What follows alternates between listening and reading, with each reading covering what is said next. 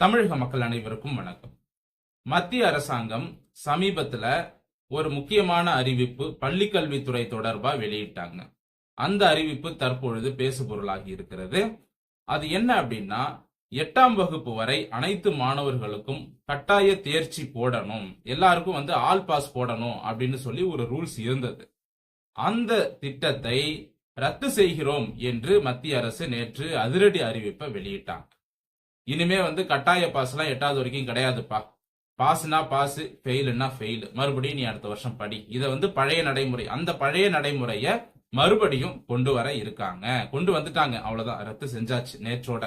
இன்றிலிருந்து பழைய நடைமுறை தொடரும்.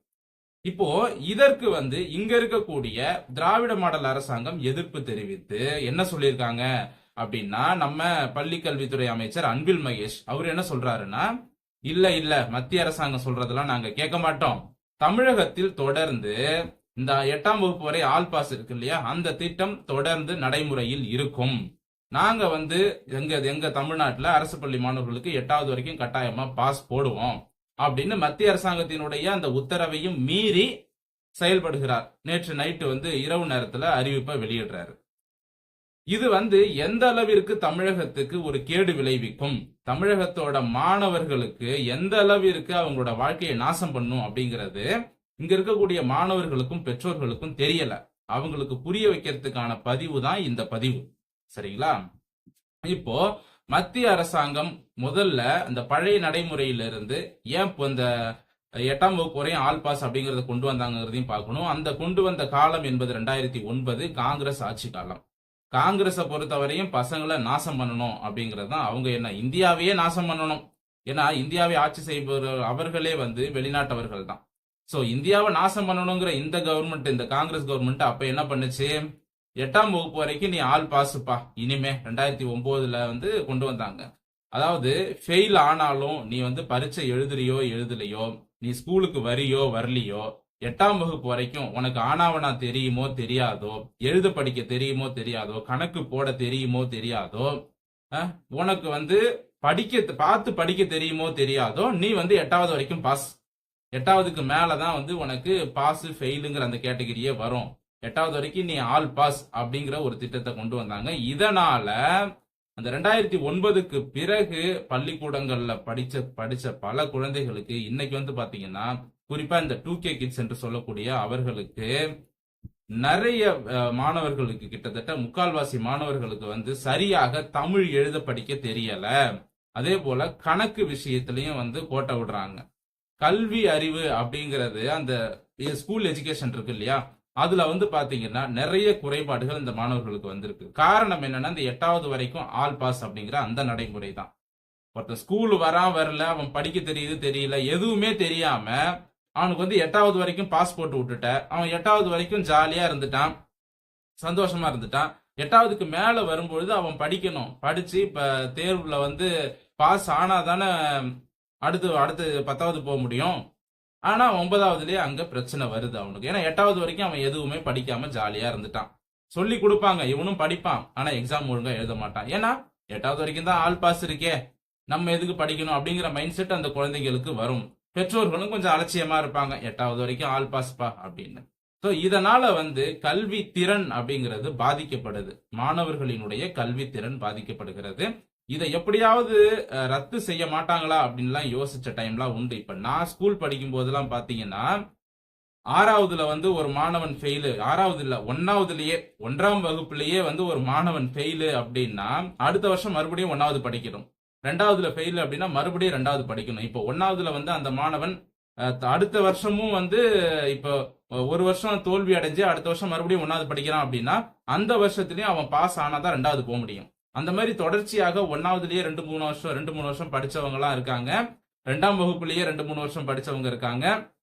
நான் 6ஆம் வகுப்பு படிக்கும் பொழுது என்னுடைய வகுப்புலயே பாத்தீங்கன்னா 11ஆம் வகுப்பு படிக்க வேண்டிய ஒருத்தன் தொடர்ச்சியா 4 வருஷம் ஃபெயில் ஆகி மறுபடியும் 6வதுலயே உட்கார்ந்து இருந்த கதெல்லாம் நாங்க படிக்கும் போது என்னுடைய கிளாஸ்ல நாங்க பார்த்திருக்கோம். சரியா? ஏன் அப்படின்னா 6வதுல படிச்சா நீ பாஸ் ஆனாதான் 7வது போக முடியும். அப்படி இருந்தாதான் அந்த தரமான திறன் உள்ள மாணவர்களை அடுத்தடுத்து மேல கொண்டு வர முடியும். அப்பதான் மாணவர்கள் படிப்பாங்க. இது வந்து நான் ஸ்கூல் படிக்கும் போது இருந்த காலகட்டத்தில் இருந்தது. கட்டாயம் ஃபெயிலுன்னா ஃபெயிலு தான். அப்பதான் மாணவர்கள் பயந்துகிட்டு படிப்பாங்க. சரிங்களா? ஆனா இந்த 2009க்கு பிறகு 8ஆம் வகுப்பு வரை அனைவருக்கும் ஆல் பாஸ் அப்படின்னு போட்டதுக்கு அப்புறம் குழந்தைகளுக்கு பெற்றோர்களும் சரியா பாடம் சொல்லி தரதில்ல, ஆசிரியர்களும் சரியா பாடம் சொல்லி தர்றதில்ல. ஏன்னா 8வது வரைக்கும் ஆல் பாஸ் இருக்கா, அவன் படிக்கிறான் படிக்கல அப்படின்னு சொல்லி இவங்க என்ன பண்ணிடுவாங்க, பாஸ் போட்டு 8வது வரைக்கும் மேல ஏத்தி அமுச்சு விட்டுருவாங்க. இந்த காங்கிரஸ் திமுக கூட்டணி ஆட்சியில இந்தியாவுல இந்த மாணவர்களினுடைய கல்வித்திறனை பாதிக்கிற அளவுக்கு எவ்வளவு மோசமான ஒரு திட்டத்தை கொண்டு வந்திருக்காங்க அப்படிங்கறத நீங்க புரிஞ்சுக்கணும். சரிங்களா? சரி, இப்போ இந்த திட்டத்தை புரிஞ்சுக்கிட்டு இது வந்து ஒரு தவறான திட்டம், தவறான நடைமுறை காங்கிரஸ் வந்து கொண்டு வந்துட்டாங்க அப்படின்னு இப்ப இருக்கக்கூடிய பிஜேபி கவர்மெண்ட் இதை புரிந்து கொண்டு இந்த ஆல் பாஸ் நடைமுறையை ரத்து பண்றாங்க. இனிமே வந்து பாஸ்னா பாஸ், ஃபெயில்னா ஃபெயில், பழைய நடைமுறையை தொடரும் அப்படின்னு சென்ட்ரல் கவர்மெண்ட் புரிஞ்சுக்கிட்டு கொண்டு வந்துட்டாங்க. மற்ற மாநிலங்கள் ஏற்றுக்கொண்டு விட்டது. இந்தியாவுல அனைத்து மாநிலங்களும் ஏற்றுக்கொண்டு விட்டது. எங்க பிள்ளைங்க எல்லாம் படிக்கிற பிள்ளைங்கப்பா, நாங்க வந்து இதை ஏத்துக்கிறோம், எங்க பிள்ளைங்க எல்லாம் வந்து ஃபெயில் ஆகாது அப்படிங்கிற அந்த ஒரு தன்னம்பிக்கையோட அவர் அந்த மாநிலத்தினுடைய மாணவர்களை நம்பி அந்த எல்லா மாநிலமும் வந்து இதை ஏத்துக்கிட்டாங்க, பழைய நடைமுறையே இருக்கட்டும் அப்படின்னு. ஆனா இந்த கூமுட்ட திமுக அரசாங்கம் இருக்கு இல்லையா, இவங்க மட்டும் இல்லங்க இல்லங்க எங்க பசங்க எல்லாம் வந்து ஃபெயில் ஆயிடுவானுங்க, இவங்கெல்லாம் வந்து இந்த 8வது வரைக்கும் ஆல் பாஸ் இருந்தா தான் இவங்களை வந்து மேலேயே கொண்டு வர முடியும், இவங்கெல்லாம் வந்து படிக்காதவர்கள், இவங்க வந்து படிக்கிறதுக்கே லாய்க்கு இல்ல தமிழக மாணவர்கள் அப்படின்னு யார் சொல்றா? நம்ம திமுக அரசாங்கமே சொல்லுது. நேற்று நைட்டு என்ன சொல்றாரு கல்வித்துறை அமைச்சர் அப்படின்னு பாத்தீங்கன்னா, 8ஆம் வகுப்பு வரை ஆல் பாஸ் என்ற நடைமுறை தமிழகத்தில் தொடரும் அப்படிங்கிறது சொல்றாரு. மத்திய அரசாங்கம் சொல்றது நாங்க கேட்க மாட்டோம், தமிழ்நாட்டில் வந்து பழைய அந்த 8ஆம் வகுப்பு வரை ஆல் பாஸ்ங்கிறது தொடரும்.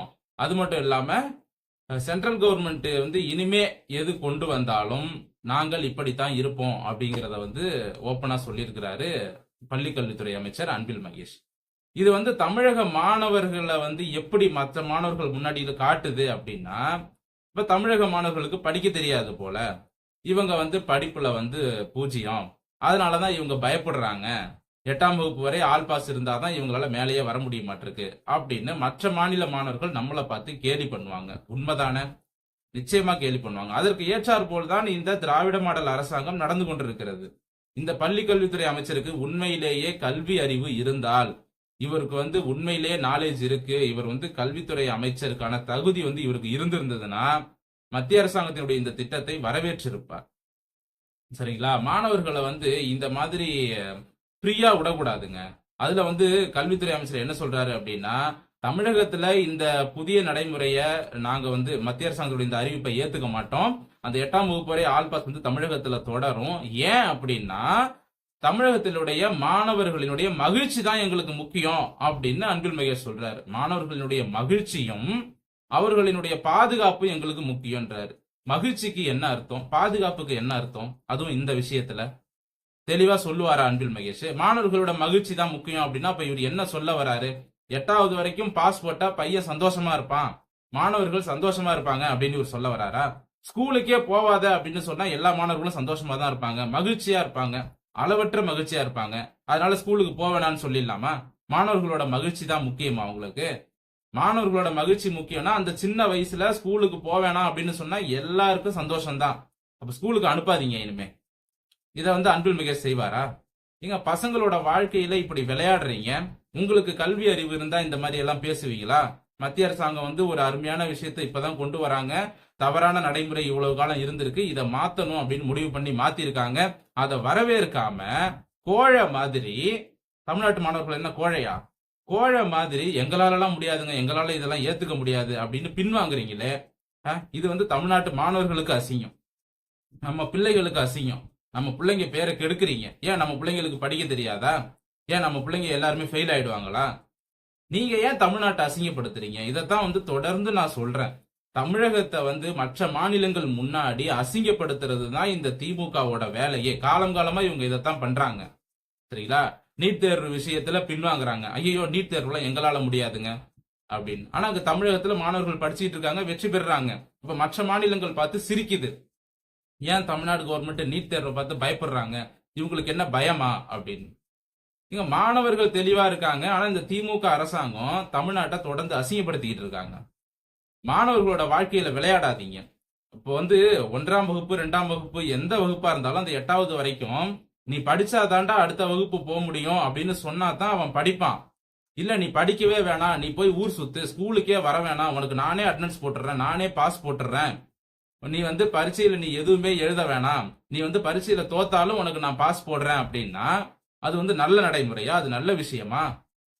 அப்ப உண்மையா படிக்கக்கூடிய மாணவர்களோட தகுதி என்ன ஆகிறது, அவங்களோட வாழ்க்கை என்ன ஆகிறது? அப்ப உண்மையா நிஜமா படிக்கக்கூடிய அந்த மாணவர்களும் படிக்காத மாணவர்களும் ஈக்குவல் ஆயிடுவாங்களா? சொல்லுங்க. இதுதான் வந்து நம்ம சொல்றோம். அப்ப நன்றாக படிக்கக்கூடிய அந்த மாணவர்களுக்கும் நீங்க பாஸ் போடுறீங்க.